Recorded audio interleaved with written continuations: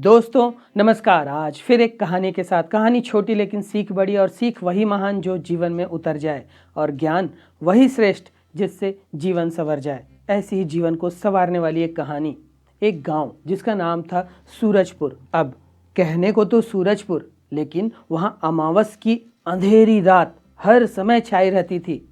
हर घर के हर चौखट पर जातिगत भेदभाव, लिंग भेद, लड़कियों को दबा कर रखना, लड़कियों को उन्नति न करने देना, और पुरानी पुरानी रूढ़िवादी परंपराएं वहाँ पर हर चौखट पर पहरेदार की तरह खड़ी होती थीं। लड़कियों को पढ़ने नहीं दिया जाता था, लड़कियों को उन्नति करने नहीं दिया जाता था, और पूरा समाज कुछ बाबाओं के चक्कर में पड़ा था।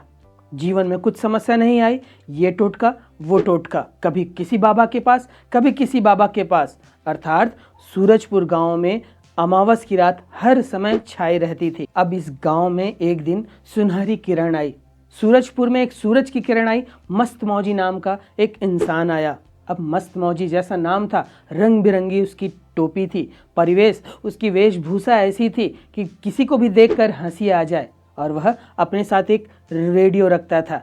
रेडियो को वह कहता था सोच का संगीत, या उसे कई बार कहता था कि यह जादुई संगीत है। अब कई गांव वालों ने उस पर कटाक्ष किए, उस पर व्यंग्य किए, लेकिन मस्त मौजी तो मस्त मौजी अपनी चाल पर पूरे आत्मविश्वास के साथ में अपने धुन पर चल रहा था। और वह गांव वालों को आकर, पंचायत जहां लगी हुई थी बरगद के पेड़ के नीचे, वहां पर आकर कहता है कि मैं तुम्हारे पास आया हूं और तुम्हें एक तमाशा दिखाना चाहता हूं। तुम्हारे गाँव में तुम जो सोचते हो, वह यह जो वाद्य यंत्र है, यह जो मेरे पास उपकरण है, यह जो तुम सोचोगे वह बोलेगा और उसका उपाय भी बताएगा। अब पंच, सरपंच, पूरे गांव वाले वहां मौजूद थे। सबके मन में उत्सुकता जागती है कि यह किस तरह का वाद्य यंत्र है, किस तरह का यह सोच का संगीत जिसको यह मस्त मौजी कह रहा है, ये चीज़ क्या है। यह देखने के लिए वहाँ भीड़ लग जाती है। अब पूरे गांव वाले रहते हैं, पंच, सरपंच, पंडित जी, टोने टोटके वाले बाबा जी लोग, सारे लोग वहाँ इकट्ठा रहते हैं, क्योंकि मस्त मौजी ने ऐसा ही माहौल ढूंढकर वहाँ यह तमाशा दिखाना चाहा था। अब जब सारे लोग वहाँ इकट्ठे थे, तब उसने लोगों से कहा कि चलो देखो मेरे इस जादुई यंत्र का कमाल, यह तुमको क्या क्या दिखाता है, किसकी किसकी आवाज़ें सुनाई देती है। अब जैसे ही वह रेडियो चालू करता है, सबसे पहली आवाज़ गाँव की पंडित जी की आती है। अब गांव का पंडित जी की आवाज़ उस रेडियो से निकलती है, और पंडित जी कहते हैं कि लड़कियों को पढ़ने क्यों दिया जाए। अगर लड़कियां पढ़ जाएंगी तो घर के काम कौन करेगा, चूल्हे चौका कौन करेगा, झाड़ू पोछा कौन लगाएगा। अब आवाज़ पंडित जी की रहती है, सारे गांव वाले पहचान जाते हैं। अब यह मस्त मौजी कहता है कि रुको, मैं अभी तुम्हें सुनाता हूँ। अब वह रेडियो के डायल को बदलता है। वहाँ से एक लड़की की आवाज़ आती है कि अगर मैं पढ़ूंगी लिखूंगी तो मैं इंजीनियर बनूंगी, मैं गांव की सड़कें बनवाऊंगी, जिससे शहर आना जाना बहुत आसान हो जाएगा, लोगों को दिक्कतें नहीं होंगी। मस्त मौजी मुस्कुराता है। गांव वालों के बीच में फुसफुसाहट होने लगती है। वहाँ पर कई छोटी बच्चियाँ भी रहती हैं जो खुशी से ताली बजाने लगती हैं। तब मस्त मौजी कहता है रुको रुको, अभी और ये कुछ कहना चाहता है। वह डायल फिर घुमाता है। फिर एक लड़की की आवाज़ आती है कि मैं पढ़ूंगी लिखूंगी तो मैं डॉक्टर बनूंगी और गांव पर एक बड़ा अस्पताल खोलूंगी, जिससे कई लोग जो बीमारियों के कारण मर जाते हैं उनका इलाज करूंगी, वे जीवित रहेंगे, वे बच जाएंगे। अब सारे जो वहाँ पे बच्चियाँ रहती हैं वे ताली बजाने लगती हैं, और जिस पंडित जी की आवाज़ रहती है वह अपना सर नीचे कर लेते हैं। अब मस्त मौजी माहौल को संभालते हुए फिर कहता है कि रुको, यह वाद्य यंत्र, यह जादुई संगीत कुछ और भी कहना चाहता है। वह डायल बदलता है। अब वाद्य यंत्र से जो आवाज़ आती है वह गांव के कुलीन परिवार के एक बच्चे की आवाज़ आती है, जो कहता है कि रामू तो मेरा दोस्त है, लेकिन वह नीची जाति का है, उससे दोस्ती करने के लिए मना किया जाता है। हम तो साथ में गिल्ली डंडा खेलते हैं, हम लुका छिपाई खेलते हैं, फिर उसके साथ मुझे बहुत अच्छा लगता है, लेकिन ये लोग मुझे उसके साथ दोस्ती करने नहीं देते हैं। तब मस्त मौजी देखता है गांव वालों को। अब वह मस्त मौजी फिर डायल बदलता है रेडियो का। अब उससे आवाज़ आती है कि रामू के काका ने इस बच्चे के चाचा जी को जब खून की ज़रूरत थी, शहर के अस्पताल में जाकर अपना खून दिया था, और वह खून इसके चाचा जी के काम आई थी। जब जीवन बचाना था तब कोई जात पात नहीं, लेकिन जब बात अन्य चीज़ों की आती है तब वहाँ जात पात आ जाती है। यह किस तरह के लोग हैं? अब गांव वालों के बीच में फिर खुसुर फुसुर चालू हो जाता है कि बात तो यह वाद्य यंत्र बिल्कुल सही कह रहा है कि हमको जब ज़रूरत होती है तब हम कोई जातिगत भेदभाव नहीं देखते हैं, और जब हम अपने कुलीन परिवार के उसमें रहते हैं, दंभ में रहते हैं, अहंकार में रहते हैं, तब हम नीची जाति वालों को तिरस्कृत करते रहते हैं। अब मस्त मौजी वहाँ कहता है कि आप सभी लोगों को यह जो रेडियो है, यह जो जादू का संगीत आप सुन रहे हो, यह सब आपके दिल की आवाज़ है। आप लोग सबको यहाँ से उभरना होगा, तभी आप इस गांव का विकास कर पाओगे, अपना विकास कर पाओगे। इस बीच उस गांव का जादू टोना, टोटके देने वाला बाबा, वह खड़ा होता है और चिल्लाता है कि यह रेडियो जो है, जो यह वाद्य यंत्र लाया है, किसी प्रकार का जादू टोना है, कोई बड़ा यह राक्षस है जो हम गांव वालों को बरगला रहा है, हमें भ्रमित कर रहा है। तब मस्त मौजी पूरे आत्मविश्वास के साथ मुस्कुराता है और कहता है, रुको, मैंने तो अभी ख़त्म नहीं किया है, अब तो तुम्हारी ही बारी है। गांव वालों, ध्यान से सुनो, इस बाबा के बारे में यह वाद्य यंत्र क्या कहना चाहता है। अब वह फिर डायल बदलता है। अब उसी बाबा की आवाज़ उस वाद्य यंत्र में आने लगती है कि मैं यह टोने टोट के लोगों को बेचकर, लोगों को बेवकूफ़ बनाकर अपना पेट पालता हूँ। मैं अमीर से अमीर होता चला जाता हूँ और ये बेवकूफ़ गांव वाले बेवकूफ़ बनते चले जाते हैं। अब अपनी ही आवाज़ सुनकर, जो उसने कभी कहा था किसी से, वह सुनकर यह बाबा जी का भी सर नीचे झुक जाता है और यह वहाँ लज्जित महसूस करता है।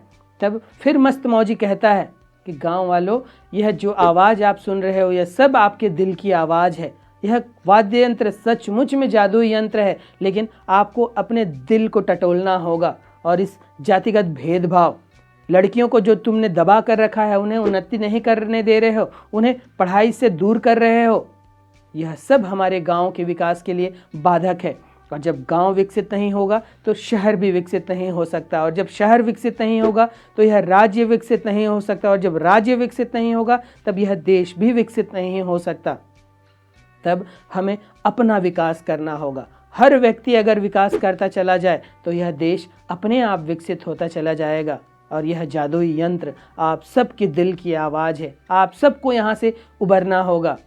अब मस्त मौजी के इस तमाशे से गांव में एक नई लहर पैदा हो जाती है। कुछ नई सोच रखने वाले लोग प्रभावित होते हैं। कुछ जवान नवयुवक बीड़ा उठाते हैं कि नहीं, हम इस सूरजपुर को वास्तव में सूरज की तरह प्रकाशित करेंगे। वे बीड़ा उठाते हैं, वे संकल्प लेते हैं कि अब हम इस गांव को बदल कर रख देंगे। लड़कियों के लिए पढ़ाई की व्यवस्था की जाती है, लड़कियां बहुत अच्छे से पढ़ने लगती हैं। जातिगत भेदभाव को दूर कर सभी गले मिलकर एक दूसरे के साथ, एक दूसरे से परस्पर सहयोग करके उस गांव में रहने लगते हैं। साथ ही टोने टोटके करने वाले फर्जी बाबाओं को वहां से खदेड़ दिया जाता है। लोग उनके पास नहीं जाते और यह देखकर वे बाबा वहां से कहीं और चले जाते हैं और सूरजपुर गांव वास्तव में सूरजपुर बनकर प्रकाशित होता है। दोस्तों, यह कहानी हम सब के इस कुरीतियों पर चोट करती है।